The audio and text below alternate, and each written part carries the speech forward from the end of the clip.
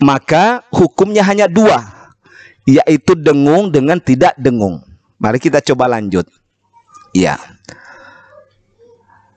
kita ulangi. Jika nun sukun atau tanwin bertemu dengan 28 huruf hijaiyah ini, semuanya dengung, ya, kecuali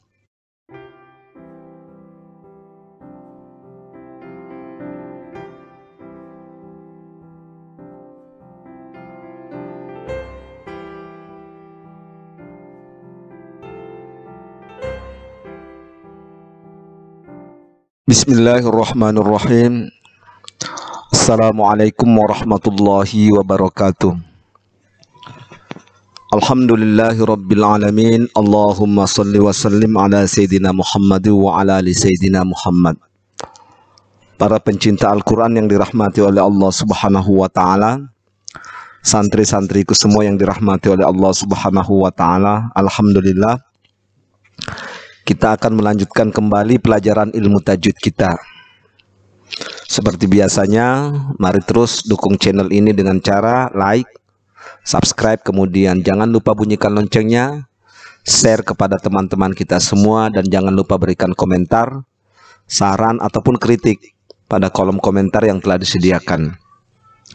Bismillahirrahmanirrahim. Baik para pencinta Al-Quran yang dirahmati oleh Allah subhanahu wa ta'ala, mari kita mulai. Pada video-video sebelumnya kita sudah mengenal apa itu dengung, kemudian apa itu tidak dengung, dan kita sudah belajar juga tentang apa yang dimaksud dengan nun sukun kemudian tanwin. Bahkan di video-video sebelumnya, 3 video yang kami buat adalah khusus untuk mencari tanda-tanda tersebut, yakni tanda-tanda nun sukun kemudian tanwin dan mim sukun. Insya Allah pada video kali ini kita akan lebih memperdalam lagi mengenai nun sukun dan tanwin. Nah, ada video sebelumnya yang kami bahas bahwa nun sukun dan tanwin ini berbeda tapi sama. Ya, berbeda dalam tulisannya, tapi pada penyebutannya atau bunyinya itu sama. Nun sukun berbunyi asli adalah N, kemudian tanwin juga berbunyi asli N. Nah, pada pertemuan ini kita akan membahas bagaimana kemudian ketika nun sukun atau tanwin bertemu dengan huruf hijaiyah. Ya, di video sebelumnya kita sudah banyak melatih untuk mempertajam mata kita bagaimana mengidentifikasi atau melihat nun sukun, tanwin, dan mim sukun yang bertemu huruf hijaiyah. Nah, di video kali ini kita akan mempertajam kembali khusus untuk nun sukun dan tanwin. Dari segi hukum ilmu tajwid, nun sukun dan tanwin ini ketika bertemu dengan huruf hijaiyah, ya, ini huruf hijaiyah. Huruf hijaiyah itu ada 28 atau 29. Nah, di sini ada lam alif yang sebenarnya adalah huruf lam dengan alif. Kemudian huruf hamzah, ya, sama dengan huruf alif, meskipun nanti dalam beberapa hal kita harus bedakan. Nah, nun sukun dan tanwin ini ketika bertemu huruf hijaiyah, saya ulangi, nun sukun dan tanwin ini ketika bertemu dengan huruf hijaiyah hanya 2 hukumnya. Ya, hanya 2 hukumnya, yaitu dengung dengan tidak dengung. Ya, jadi kita kembali dulu bahwa yang paling banyak dibicarakan dalam ilmu tajwid itu adalah huruf bertemu huruf, kemudian tanwin bertemu huruf, atau baris bertemu huruf. Huruf apa yang diajak bertemu? Yaitu huruf hijaiyah. Di dalam Al-Quran huruf hijaiyah itu ada 28 atau 29. Mari kita mulai. Nah, di sini dikatakan hukum bacaan nun sukun dan tanwin. Ya, hukum bacaan nun sukun dan tanwin. Jadi ketika menguasai ini, mungkin kita sudah menguasai ilmu tajwid itu sekitar 50%. Karena inilah yang paling banyak kita temukan di dalam Al-Quran. Nah, rumusnya dikatakan jika nun sukun, ya, ini nun sukun atau tanwin bertemu huruf hijaiyah, maka hukumnya hanya 2, yaitu dengung dengan tidak dengung. Saya ulangi, jika nun sukun atau tanwin bertemu huruf hijaiyah, maka hukumnya hanya dua, yaitu dengung dengan tidak dengung. Apa itu dengung? Dengung kita sudah bahas pada video-video sebelumnya. Kami ulangi kembali, dengung dasar itu adalah en. Ya, saya ulangi, dengung dasar itu adalah en, sebagaimana bunyi nun sukun dan tanwin. Ya, en. Kemudian tidak berdengung itu berarti kita hanya mengatakan en. Saya ulangi, dengung itu adalah dalam pendengaran kita atau dalam ketika kita membaca Al-Quran, maka bunyinya adalah bunyi asli dari nun sukun dan bunyi asli dari tanwin. Tapi kalau tidak dengung kita hanya mengatakan en. Nah, inilah yang kita akan cari, yang mana sebenarnya berdengung, yang mana tidak berdengung. Mari kita lanjut.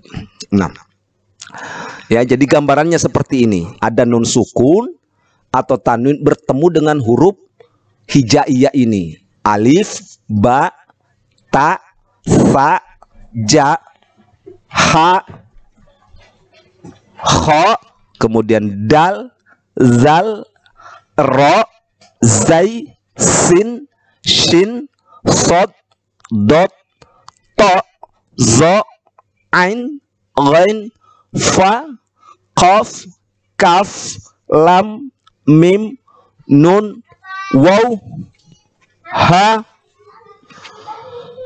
lam alif, hamzah dengan ya. Maka hukumnya hanya dua, yaitu dengung dengan tidak dengung. Mari kita coba lanjut. Ya,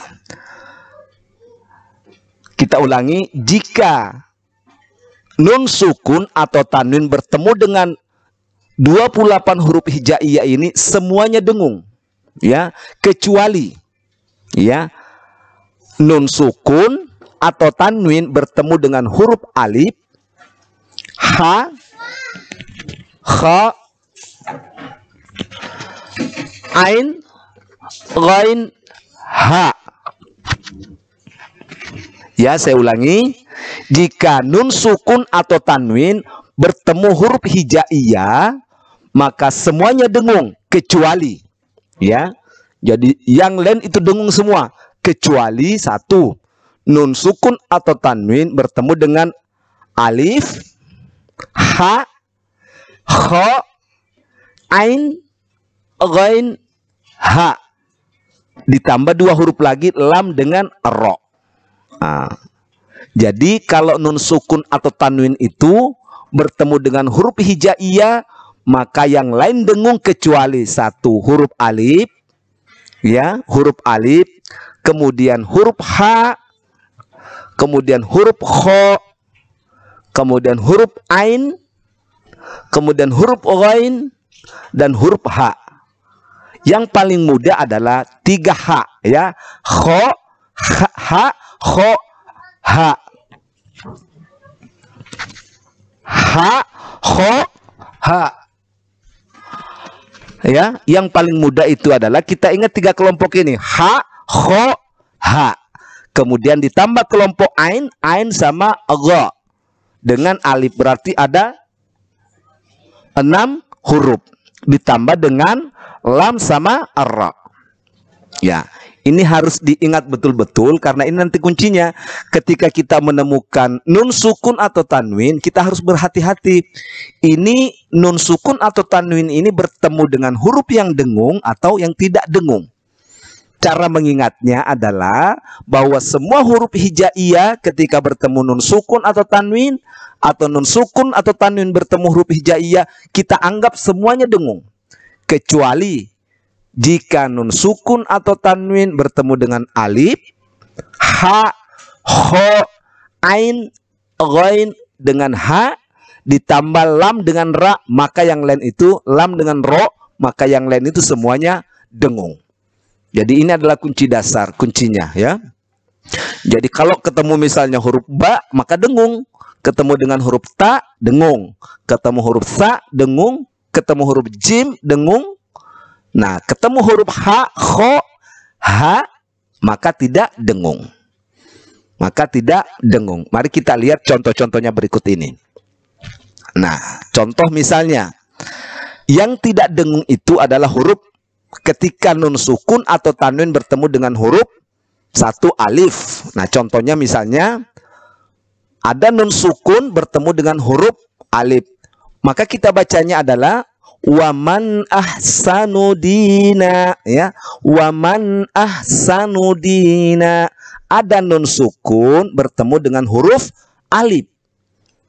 Maka kalau kita mengatakan atau membaca waman ahsanu, tentunya itu salah. Kenapa? Karena rumusnya alif ini ketika bertemu dengan huruf ketika bertemu dengan nun sukun atau tanwin ketika bertemu alif, ya, nun sukun atau tanwin ketika bertemu alif maka tidak dengung.